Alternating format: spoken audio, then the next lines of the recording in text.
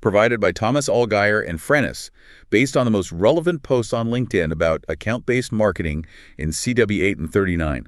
Frennis is a B2B market research company working with enterprises to optimize their campaigns with account and executive insights far beyond AI. Welcome, everyone. If you're in B2B growth, well, you know ABM is crucial. It's not just hype anymore, is it? Not at all. It's pretty much a must-have discipline, especially, with budgets being so tight, every marketing dollar is under the microscope. Yeah, the pressure to show real pipeline value, like right away, is intense. Okay, so our goal today, our mission, is really to cut through all that noise online. We've looked at the key ABM conversations on LinkedIn from the last couple of weeks. That's calendar weeks 38 and 39. And we're boiling it down to actionable stuff. Exactly. No fluff. We're pulling out the main strategic shifts, the things you probably need to be thinking about, like right now. So let's dive in. First up, the big one. Just defining ABM. Still a challenge, apparently. It really is, surprisingly. Debjit Sen put it very clearly. ABM is not a channel. Right. You can't just list it next to, say, PPC or email on your budget spreadsheet. It's the strategy over all that. It's the philosophy dictating what your channels do and how they target those key accounts. And getting that wrong is where things immediately go off the rails. Shwobit Kano was saying most programs fail because they jump straight to tactics. Yeah, the shiny objects, personalization tech, gifts. Right. But without that core strategy and alignment, it falls flat. You absolutely need marketing and sales singing from the same hymn sheet with messaging that's hyper-relevant. Gonzalo Perez echoed that. He sees failure often happens because marketing tries to run ABM, basically alone. In a silo. So how do you build that alignment? It can't just be a memo, right? Definitely not. Tyler Place showed some really practical examples. Things like setting up an ABM advisory council, bringing different functions together. Okay. Or even running things like an SDR campaign competition. It gets sales and marketing collaborating, invested in the same goals, the same tech. It stops being just a marketing thing.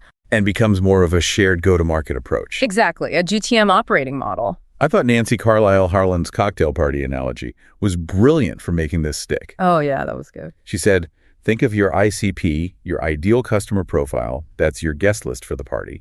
Then your tiering, 1.1, one few, one dot many. That's like your VIP access. Right. Who gets the velvet rope treatment? Exactly. And the signals. Yeah. Those are your RSVPs. They tell you who's actually interested, who's coming. It's a great way to frame it, and it helps avoid some common misconceptions. Elizabeth R. argued pretty strongly against seeing ABM as just an upside-down funnel. Oh, interesting. Why not? Because it's much more than flipping a diagram. She sees it as the core discipline, keeping the whole go-to-market effort focused, preventing chaos. It's about driving pipeline velocity, creating urgency for the right accounts. Not just reversing the steps. Right. And Megan Heyer also warned about common myths, stressing that clinging to outdated ideas gets really expensive when budgets are tight. Okay, so that focus, that discipline, it leads straight into the next big theme we saw. Data, signals, and targeting. Moving beyond just, basic lists. Yeah, precision is the name of the game now. Marketers seem to be really pushing towards understanding problem fit, not just company demographics. Problem fit. Got it. And Kamal Gokbas had a really sharp insight here. He said relying only on the big ABM platforms, like 6 Sense or Demandbase, often isn't enough. Why is that? Well, a platform might flag an account as having high intent, like a 6 Sense qualified account, a 6QA, but that's only part of the picture. Okay. He argues success comes from a more custom system. You need to layer your ICP fit with specific product usage signals, plus solid enrichment data.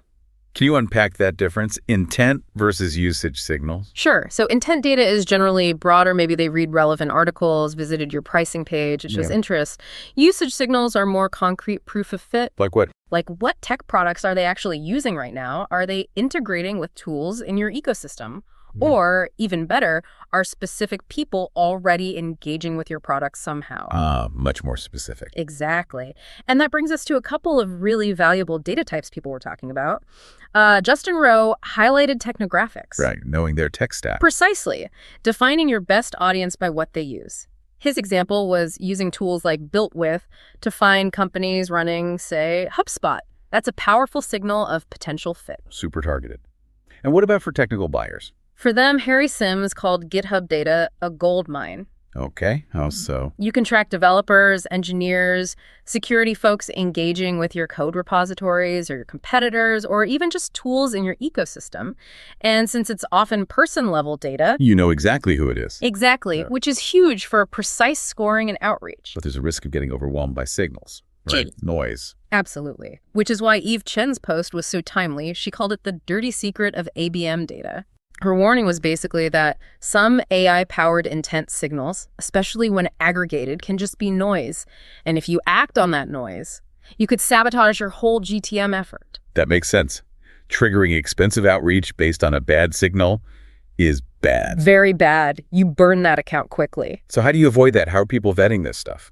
The smart approach seems to be pairing that broader intent, the potential noise, with more reliable data points. Things like those technographics we mentioned, or first-party usage data if you have it. So signal plus validated fit. Exactly. Don't launch just on the signal. Launch on the signal plus confirmed account fit, plus maybe some verified contact activity. Okay, that makes sense. Which flows really well into our third theme, activation and orchestration. Yeah. Taking those signals and actually doing something with them. Right. And the trend seems to be towards very structured, almost closed-loop systems. What does that look like in practice? Well, Zacharias Sirodakis described a really clean model. Step 1, build a solid person-level target list, validated contacts. Step 2, run targeted LinkedIn ads only to that specific list. Focused spend. Exactly. Step 3, use a tool, he mentioned Fibbler, to see precisely which contacts on that list actually engaged with the ads. Closing the loop. And then step 4, only then do you launch your personalized outbound to those specific, known, engaged contacts. You're warming them up first. Building outbound around proven interest. I like it. And LinkedIn itself is adding tools for this, right? Yeah, big developments there. Ganesh Chithambalam shared that LinkedIn is rolling out personalized sponsored content widely now. What does that mean? It means ads can dynamically pull in the viewer's first name, their company name, maybe even their job title, right into the ad creative. A true 1.1 ad experience. Wow, okay. That sounds powerful. Potentially.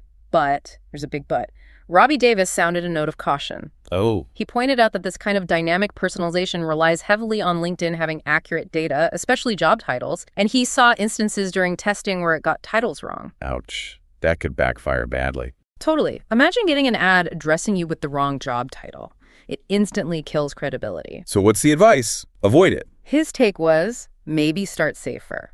Test with company-level personalization first, make sure that works smoothly, before trusting the platform with sensitive 1.1 details like job titles, at least until the data accuracy is rock solid. Right, crawl before you walk with that one. So while the big platforms are doing that, are there other maybe more scrappy tactics emerging? Definitely. It's not all high-tech platforms.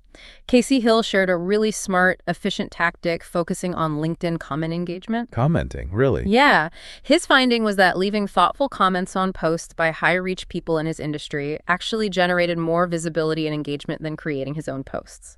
Interesting. More views from commenting. Apparently so. By consistently adding value in comment sections, he built relationships and saw his ABM response rates go up, all without a massive ad spend. That's clever. Blended the tech with just smart human interaction. Exactly. And speaking of efficiency, that ties into AI orchestration. Heidi F. gave a great breakdown of how her team used, I think it was 6, tactical AI workflows. Using tools like Clay and Lemlist? Yeah, those kinds of tools. They use them to make very calculated moves, moving away from chaotic ABM. What kind of moves? Things like really sophisticated account qualification scoring accounts based not just on firmographics, but on live data like recent funding rounds or specific open job roles. Okay, very dynamic scoring. And signal-based activation. So if a high-fit target company suddenly announced new funding, an automated, personalized outreach could be triggered almost instantly. It's all about speed and relevance. Removing friction, getting there faster. Yeah. Okay, so you've got the strategy, the data, the activation, but then comes the moment of truth. Measurement. Ah, yes, the perennial challenge. Fergus Parker summed it up, didn't he? Yeah. The classic problem. ABM campaigns look great on paper, lots of clicks, lots of engagement on LinkedIn. But then the CRN report shows no revenue. The dreaded attribution gap. Adam Holmgren from Fibbler dug into why this keeps happening, and He argues traditional CRM attribution models just miss the boat on LinkedIn. They typically track clicks, maybe form fills via UTMs, but they completely miss all the awareness building, the impressions, the engagement that happens before a click. Right, the top and middle of the funnel stuff gets ignored. Exactly. The CRM is essentially blind to a huge part of the journey. So if the CRM is blind, how do you fix it? You need to actively connect the dots. You need systems or processes that track which companies saw or engaged with your LinkedIn activities, paid ads, organic posts, whatever, and then map those specific companies back to pipeline and revenue data sitting in your CRM. So linking the awareness activity directly to the downstream results. Precisely. If you can show, hey, 50 target accounts saw our LinkedIn campaign, and look, 3 of those are now in qualified pipeline, that completely changes the conversation about ROI. Yeah, that's concrete. And this need for real proof is driving a bigger shift in reporting overall, isn't it? Massively. Carolyn Healy had a striking point that maybe 30% of marketing budgets get wasted chasing metrics that just don't pass what she calls the revenue test. The revenue test, Yeah. like that. Her example was, a $50,000 conference booth sponsorship that generates, wait for it, 12 qualified leads. Wow. That's over $4,000 a lead. Insane, right? The focus has to shift solely to activities that demonstrably move accounts closer to buying. So how do you show that? What does that reporting look like? Andrei Zinkovich offered a really practical solution. He advocates ditching reports that just shout about volume like, we got 500 MQLs, which often means nothing for revenue. Right, the vanity metrics. Instead, he uses a dashboard focused on account progression. It shows how target accounts are moving through actual pipeline stages. Think, from unaware to future pipeline to active focus. Tracking movement, not just volume. Exactly. So he can go to leadership and say, our marketing efforts moved 8 high-value accounts into the active focus stage this quarter, representing $1.6 million in qualified pipeline. Now that's a number the C-suite understands. That's the language they speak. It connects activity directly to potential revenue. Okay, so that shift from just counting leads or clicks to showing measurable account movement through revenue stages. That feels like the core takeaway here. I think so. ABM isn't just about personalized campaigns anymore. It's evolving into the central operating system for how you go after your most important target accounts. Makes sense. Yeah, the clear message from LinkedIn across weeks 38 and 39 seems to be, success in ABM now really depends on, let's say, 3 things. 1, real strategic alignment between sales and marketing, documented alignment. 2, using high-precision data, especially those usage and technographic signals to really focus your efforts. Right. And 3, building and executing those closed-loop activation systems that let you prove pipeline impact, not just vanity metrics. Focused, integrated, improvable growth. That's the direction. That's a great summary. Okay, if you enjoyed this deep dive, remember, new ones drop every 2 weeks. You can also check out our other editions covering field marketing, channel and partner marketing, AI and B2B, MarTech, go-to-market, and social selling. Thank you for tuning in. We really hope breaking down these insights helps you sharpen your own ABM strategy and hopefully win some big deals this quarter. Absolutely. Make sure you subscribe so you don't miss the next one. See you then.